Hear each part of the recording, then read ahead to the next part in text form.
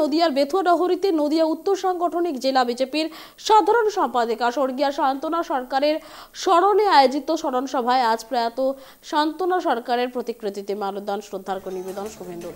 স্মরণ সভা থেকে এদিন একযোগে শাসক দল তৃণমূল কংগ্রেস এবং কংগ্রেসকে তীব্র কটাক্ষ শুভেন্দু। শুধু তাই নয়, রামনবমীর উৎসব নিয়েও রাজ্যের শাসক দলকে কটাক্ষ করতে ছাড়েনি বিরোধী দল নেতা।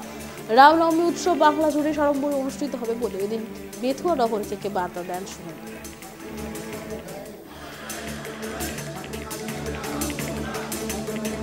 আমরা নয় সাম্প্রদায়িক পার্টি, হিন্দুদের পার্টি, গর্বিত হিন্দু বিজেপি, কোনো অসুবিধা নেই। তাহলে সেকুলার আপনাদের তো কংগ্রেস আছে, পীর সাহেবের পার্টি আইএসএফ আছে, তাদেরকে বা সেখানে খেলাফত কমিটি ডাকেন না কেন?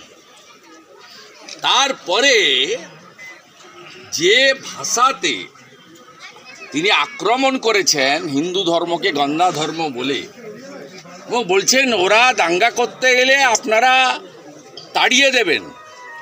আরে হিন্দুরা কোথাও দাঙ্গা করে না। আমি যে মাটিতে দাঁড়িয়ে আছি এখানে নুপুর শর্মার একটি মন্তব্য নিয়ে এই বেথুয়া এবং নাকাশিপাড়ায় কি হয়েছিল সবাই জানে।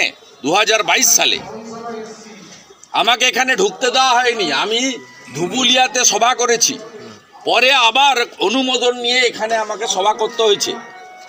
এখানে বেছে বেছে হিন্দুদের দোকান ভাঙা হয়েছে এবং নাকাশিপাড়া রেল স্টেশনকে জ্বালিয়ে দেওয়া হয়েছিল।